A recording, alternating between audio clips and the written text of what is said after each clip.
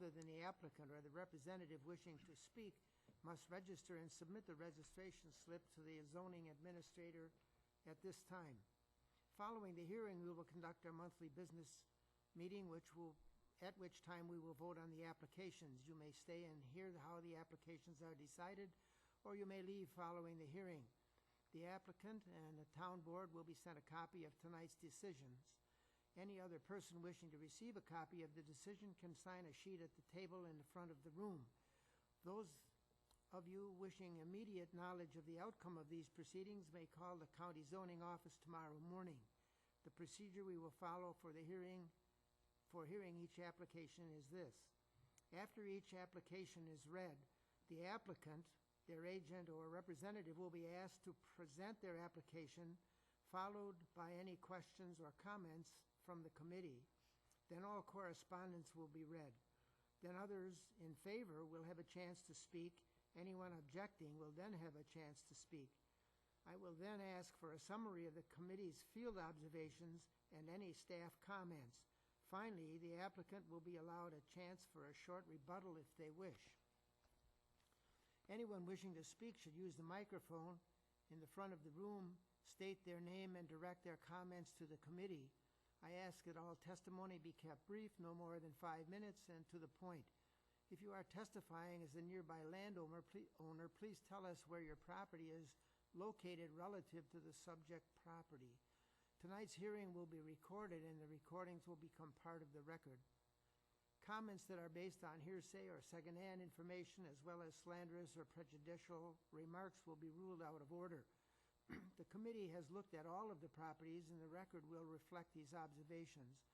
Any person affected by an administrative decision of this committee has 10 days from the filing of tonight's decision to make an appeal. Such appeals are heard by the Board of Adjustment. Information and applications are available at the zoning office. The county assumes no liability and makes no warranty as to the legality of any construction commenced prior to the expiration of the 10-day period. I will now introduce the committee. To my left, Bob Wadle, Jerry Rothermel, Barry Mastrocola.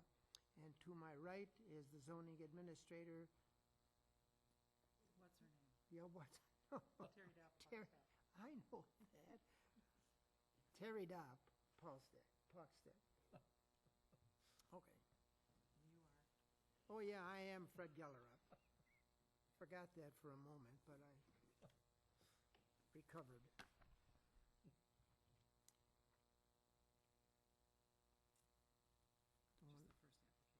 Yep. Okay. The first application is submitted by Kenneth W. and Luann Reimer of Lamira, Wisconsin.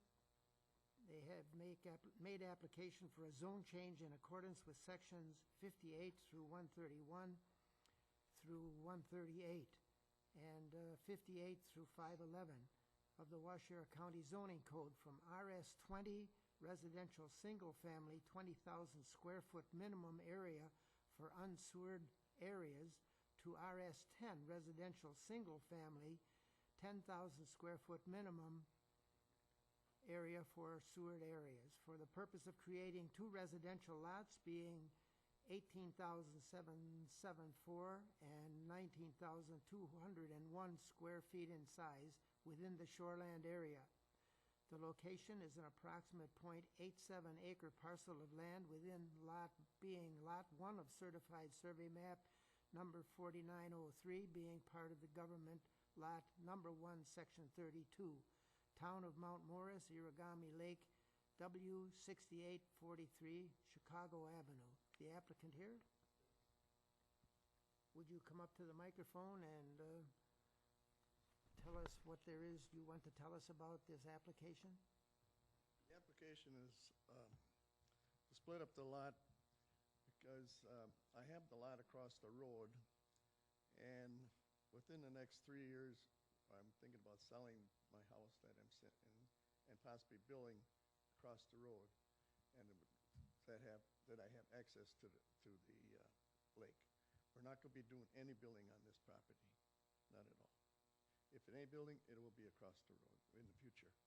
And that's the reason for it. And we want to eventually sell the property that we're in right now within the next, well, 3 years, we still have a loan on that. So that's in possibility future. Okay. That's about all. It's just to split up the lot. We have some questions for the applicant. Okay, just a few questions for you, Ken. Has there been a recent survey of the property? Okay. Then you know where the lot lines are? Yes. They're all marked. They were marked for somebody that was supposed to go yesterday and look at it. Okay, yeah, we were out there, so we just, Somebody stole the flags. wasn't us. Wasn't us. Well, the 2 flags on the lake was there. Okay. The lots in this area are served by municipal sewer, is that correct? That's correct. Are there any deed restrictions planned for the property?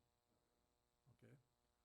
We pulled into an existing driveway just east of the home. Is this the driveway that is planned to serve the new lot? Yes. Are there any other similar instances or developments in the area? No. Not. No. Okay. Have you reviewed this proposal with the town of Mount Morris? Did I? No, I didn't. The proposed parcels will be at least 100 feet in width and have more than 100 feet in depth, but will be shy of the necessary 20,000 square foot in area necessary for new lots in the unsewered areas. Is that correct? Okay.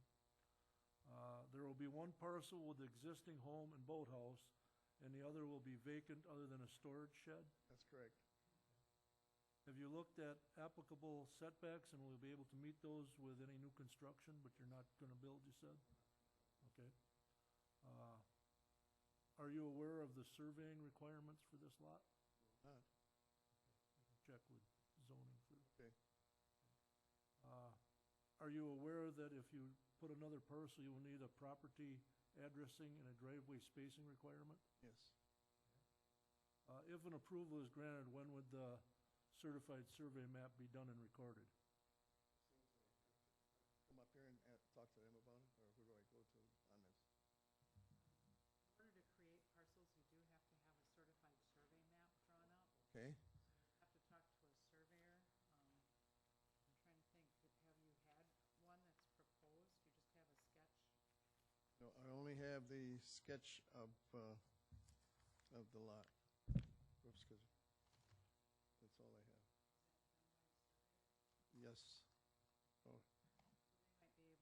They might be able to draw up the certified survey map. Yep, we've got that too. 'Cause so I have to have another one drawn. you have to have an actual certified survey map done. It's a little more detailed than what this is. Okay. And you can help me out with this up here. I don't know anybody in this area who Oh, would. okay, we have a list of people. Okay, that's what I'm asking. Okay, one last question. You do plan on selling or transferring the ownership of these lots soon, Yes, within 3 years, you said? yes. Okay. Might be this year yet. Might be this year. It's a son-in-law that's gonna be buying it.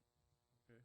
Okay, that's all the questions we have at this time. Now we'll have some, read in some statements of the viewing and if there's any objection to the zone change. So you can take a seat for now, Ken, if you'd Okay, like. thank you. So is it to you? I can tell you that there is no correspondence and no one registered to speak. Okay, So now I can give you the staff comment. okay. For the record, the committee has previously been furnished with a copy of the site plan and the other pertinent data for this and the other application that they will be considering tonight. I suppose I should use this. This time, I'd like to explain a little bit about zone changes, and especially since the committee has 2 of these types of applications on the agenda tonight. There are several defined zones throughout the county. You're probably familiar with a few of the broad categories out there, such as agricultural, residential, commercial, or industrial. In this particular instance, the property is already zoned for residential use, but the minimum lot size takes into consideration that the property needs enough room to accommodate a private sewage system or septic system. So it never got changed when municipal sewer went in around the lakes out there. It stayed as residential, 20,000 square feet for unsewered areas even though sewer was supplied. So the applicant is now asking to change the zoning from that to what we call RS10, which has a minimum lot area of 10,000 square feet.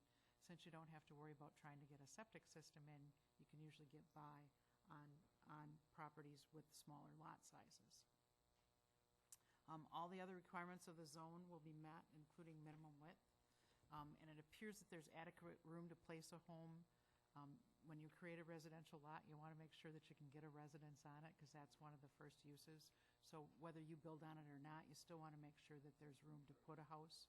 And down the road, a long time, someone may want to build on it. So you want to make sure of that.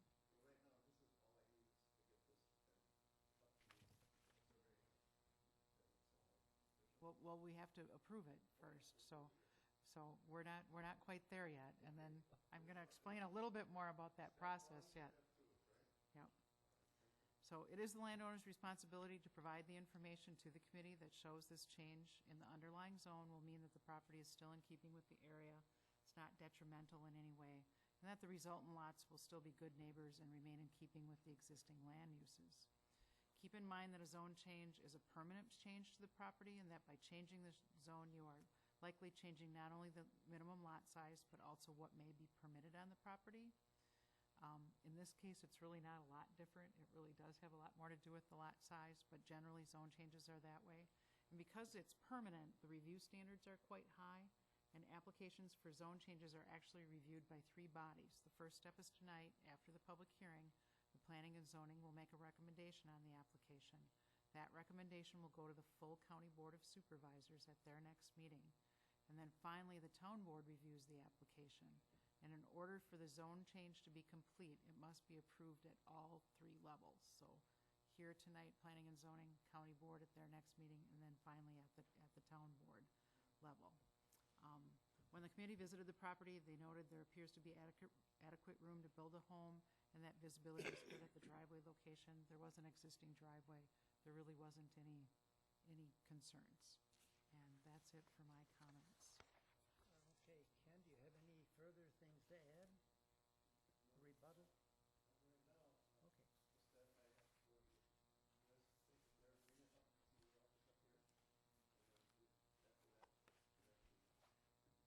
Yep.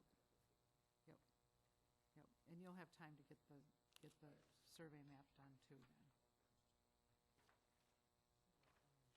So that's it for that one.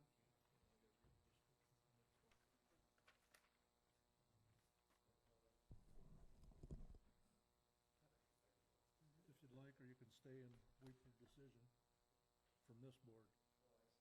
It's up to you. We've only got one more application, so it shouldn't take too long. Okay. The next application is an application by Plainfield Farms, LLC of Plainfield, Wisconsin. They've made application for a zone change in accordance with sections 58-131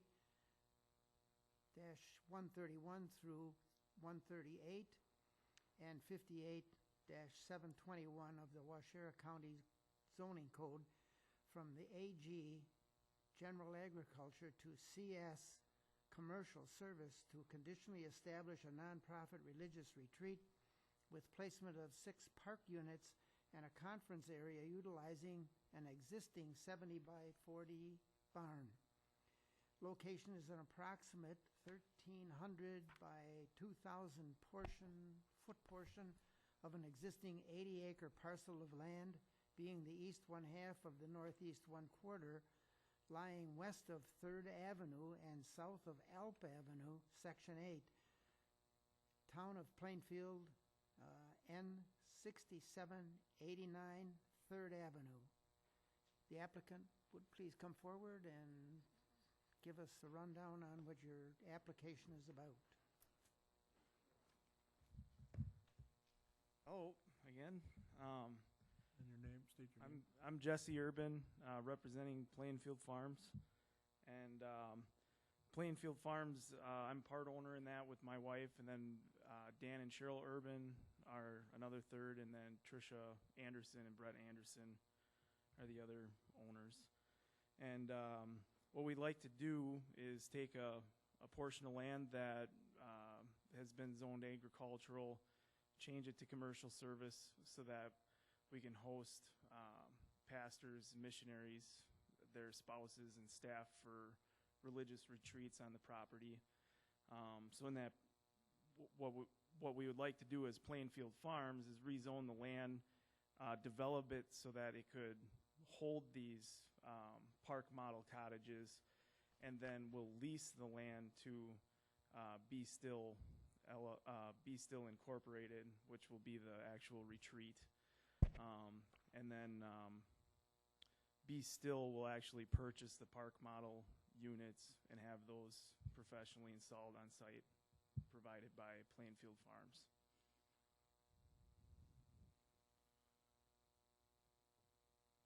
The one note on here that I wanted to just bring up is when we had originally put this forward, we had said that we wanted to establish a meeting area in the existing barn, which would require the existing barn to be put in for as if it was a new commercial building. So we would go through all the commercial codes with that. And at this time, we would like the barn to remain for private use only until we get more established and see what the actual needs are going to be for the people that we're hosting. And so we'd still like to zone the barn in commercial service. And then if we see the need to host public meetings in the barn in the future, then we'll bring it up to commercial code at that point, but not right out of the chute. Okay, we've got a few questions for you. Some of them you may have answered already, but we got to go through the routine. Okay. Has there been a recent survey conducted? Yes. Then you know exactly where your lot lines are? Yes. And I guess you did describe your proposal in detail. Will there be any employees outside of the immediate family? No.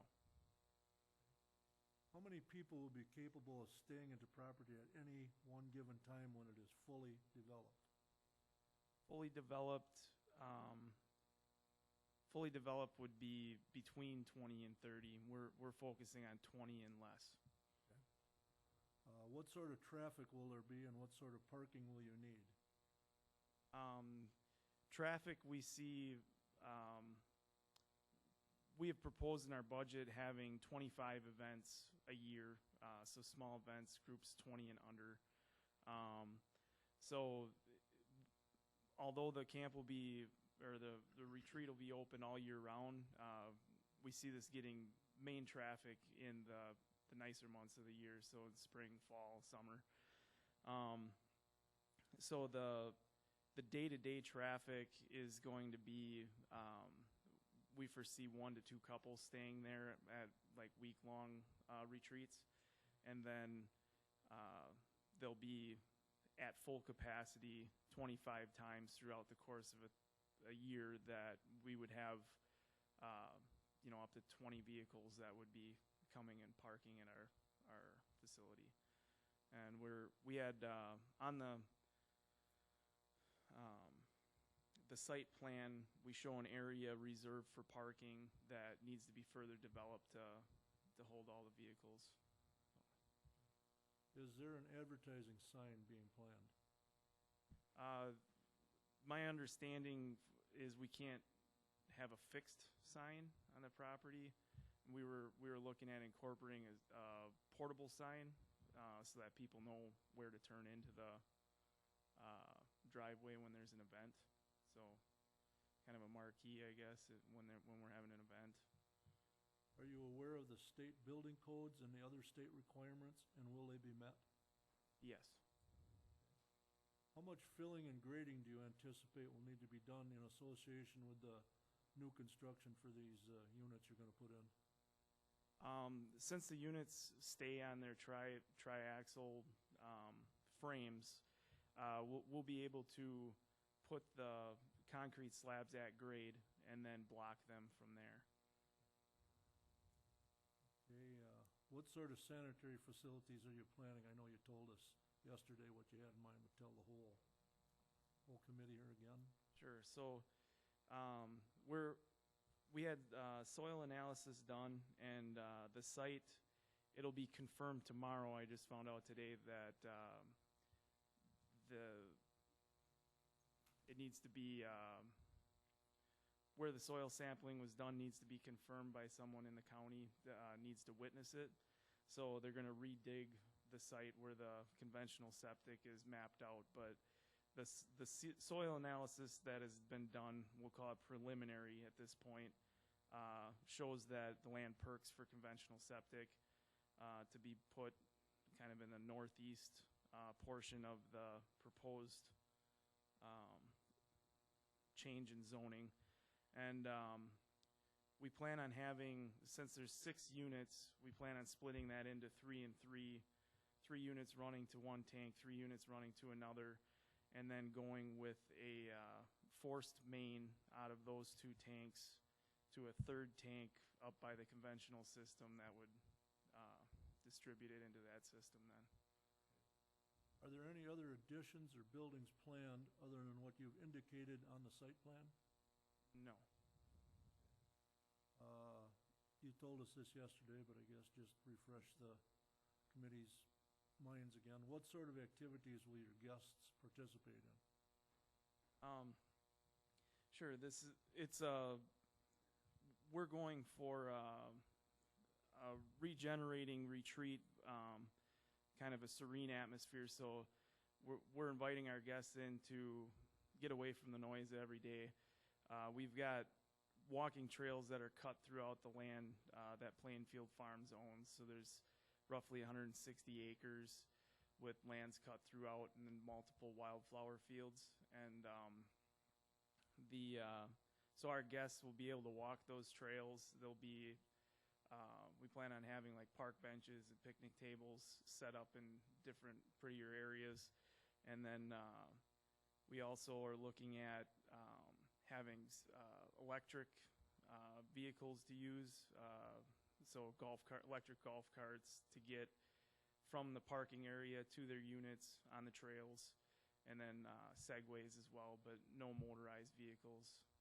We're trying to create a quiet environment for our guests, and so we're limiting what can be used on the trails. Okay, will there be any shooting of any kind or any other noisy activities? Well, it depends on who comes out, I guess. But it depends on if we're protecting the property or no. We aren't putting. Beware, Kyle. Yeah. Just make sure you come out during the daylight hours if you're gonna come. No, we're not planning on doing any trap shooting or pheasant hunting or anything like that. We do use the land for private hunting with our family, and the plan at this time is that we aren't planning on having any guests stay there during the hunting seasons right now. So it won't be anything out of the ordinary of what the blasting that people hear right now, and it can be a lot at times depending on which relatives we have out with us. It won't be any more than it has been in the last 10 years. So. Will any of the activities for these groups take place off the site? You indicated you'd have them go on the other part of your property. Is that? Yeah, it's possible.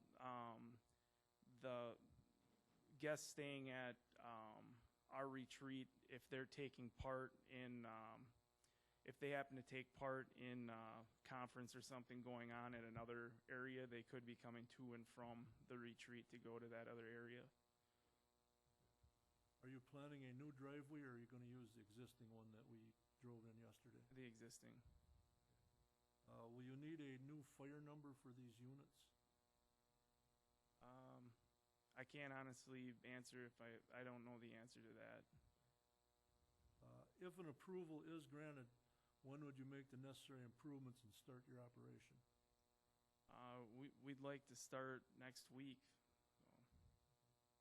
Okay, that's all the questions I have at this time, so we'll have Terry read in a few more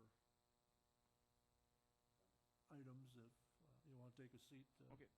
Thank you. I have one question, I guess. Fred has a and it- question, I'm sorry. Is the parking area going to be in the area of the barn and the house? Is that where Yes. the car parking will take place?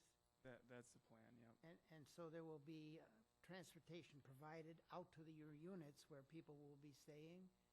Or Yeah, will they- what our plan is right now is each guest that would come to stay with us would get a golf cart to Oh. use, so we aren't having motorized vehicle traffic out into the wildflower fields, and it's within walking distance to the parking lot for each one of them too, so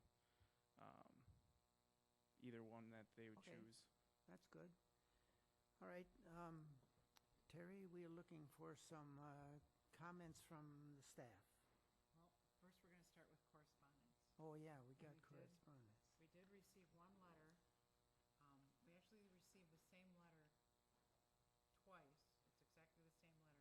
And one was signed by Joan Wallner, W-A-L-L-N-E-R, and the other one was signed by William Wallner.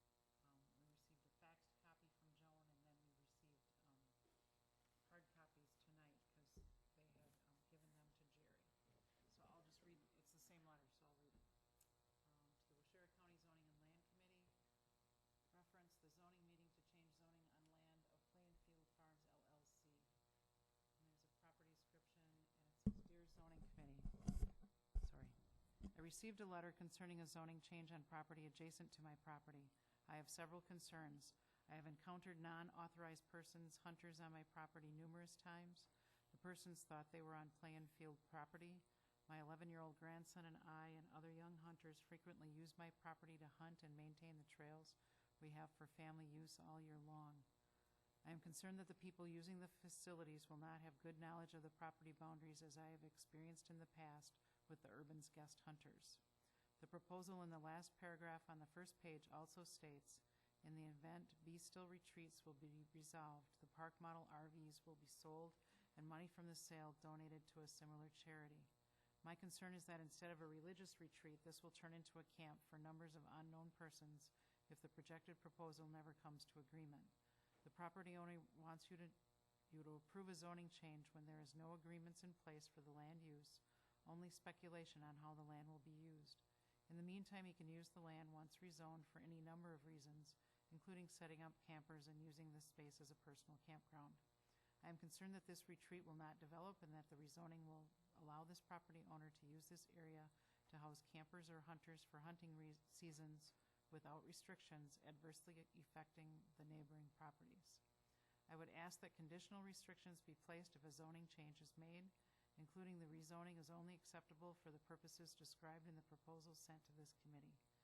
Any variation of use not associated with Be Still retreats should void the zoning agreement. If under the language in the proposal, in the event Be Still retreats would be dissolved, the park model RVs will be sold and money from the sale donated to a similar charity, I would highly recommend that if the retreat is not developed as proposed, the land goes back to the original zoning and include that in this language. Thanks for your attention to this matter, and again, that was signed Joan Wallner, adjacent property owner, and a similar one, exactly the same one, was William Wallner. That's it for correspondence, and we do have some people that registered to speak. Okay, we have Dan Urban, registered to speak in favor. Would you just come up to the microphone and make your comment? In regards to Joan Wallner there, the property that is alongside of Jones or adjacent to Jones, I don't own. That's Elva and Dale Paulson's land. I have the exclusive hunting rights and first right of refusal to purchase land. And so I don't post that property, and I myself, my sons, daughters do not hunt that property. So whoever she's seen that's going in there is nothing to do with me. So if there's somebody else going in there, I can't post it.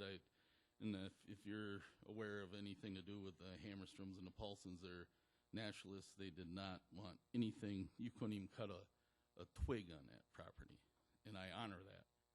But so where Jones, there's a snowmobile trail that's actually the property line there. We're just about probably 25 acres from Joan's property where this is taking place, so she might not be aware of that. I don't own it, so. Is that all you wanted to say in support of the application? Oh, you registered only, never mind. Okay. And then we had one to speak for information only. All right, for information only, Keith Hansen.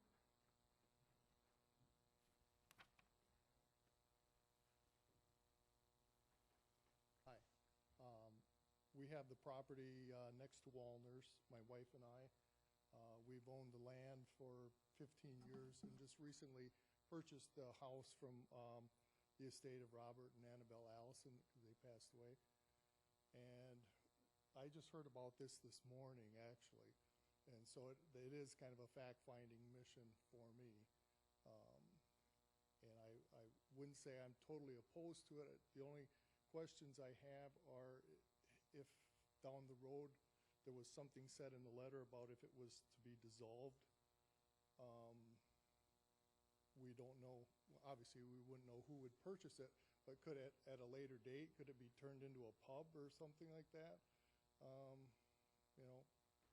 The barn, or I guess that was the questions that I had. Is there any wording that we can put in the? Yeah, okay. All right. And to clarify the letters there, Joan Wallner owns the front part of their land. William is her brother-in-law. He owns the back half. And then I believe there's two other Wallner children that own chunks of that. I believe it's an 80, I believe. So that's why you've got a couple different letters. But Joan had emailed me this morning. That was the first I had known about it. So I guess that's, and then the other thing are we going to just stick to the 6, or, a little ways away we have the Ponderosa Pine, and they have hundreds of campsites. I guess I wouldn't like to see that, even though we are buffered from their land. So that's all I have to say. Okay, thank you. Anyone else speaking? Nope. Nope. No one else to speak? But no, you'll have a chance for a rebuttal at the end.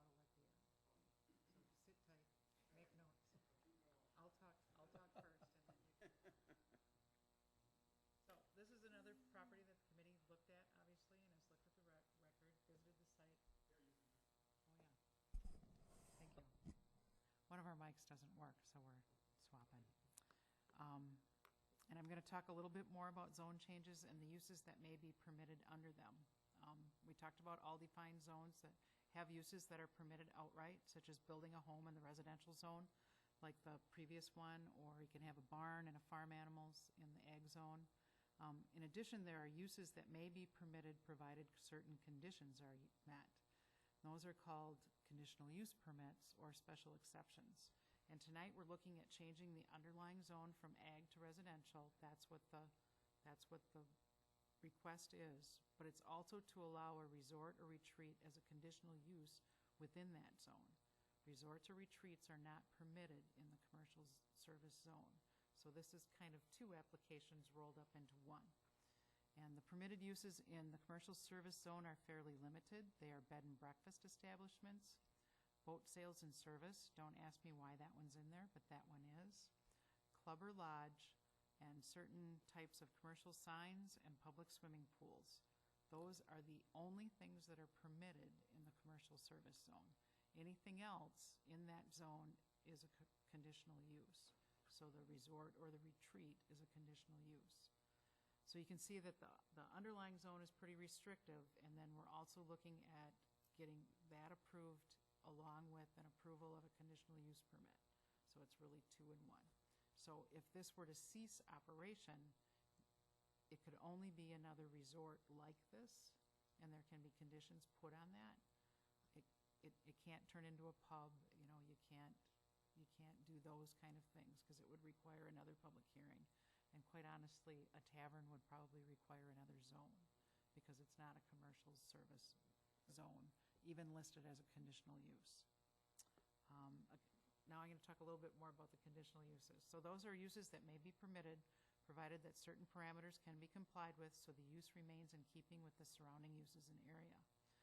Some examples of these, they're generally easier to understand. If I talk about the ag zone, you know, maybe if you want a dog kennel, you'd get a conditional use permit for a dog kennel.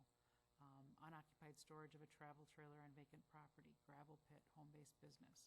Those are all conditional uses in the ag zone.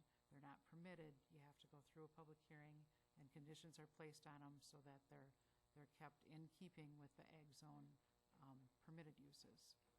And again, they're called special exception permits in other areas. Again, CS, Commercial Service Zone, is the one that we have around the county for resorts. Campgrounds are generally zoned OP. That is the right proper zoning for a campground. So again, if this ceases operation, you can't just start a campground, because that would need a zone change to OP. It's the landowner's responsibility to provide the information that shows the committee that both the zone change and the conditional use proposed within it is in keeping with the area it is proposed for, and that the conditions placed on it will ensure it will be complementary to the surrounding landowners and will not create undue conflict. When the committee visited the property, they noted that there should be access for emergency vehicles to any structure used for housing. That might mean widening your path just a little bit to make sure a fire truck or an ambulance can get in there. And that the proposal appears to be fairly quiet and unobtrusive to the neighborhood, because the hunting is the family, and that's a permitted use. So that's it for my comments. Okay, does the applicant have any rebuttal or comments to make beyond what has been? Can you,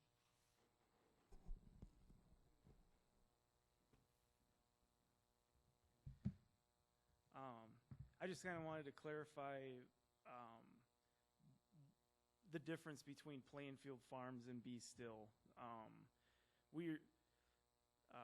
Our family is, while these are two separate entities, it's run by the same family, my family, and my wife and I will be the only employees of Be Still. But in setting up this religious retreat, we're trying to be very careful to make sure that our family's personal assets are protected, and that the original intent of this retreat is maintained. So we're setting up this business, and our lease agreement between Be Still and Plainfield Farms to be renewed annually. So if for some reason I would get voted off the board, or I would no longer be acting CEO for Be Still, and the mission got off track from where we originally intended it to be, as a family of Plainfield Farms, we would be able to pull the lease agreement, and then by law, any of the assets that Be Still owns would have to be sold to a similar charity, because we're going to be a 501c3 charity. So we're doing it to protect ourselves, but also it really is, with how this is set up, to my understanding, is we need to use this land for exactly what we're stating to use it for, and any other use, whether it be a campground or a tavern or anything like that, would require completely different zone change, and followed with another public hearing, and then that it would get shot down at that point. So we're trying to protect ourselves, and we're stay true to our original cause here. So that's all I have.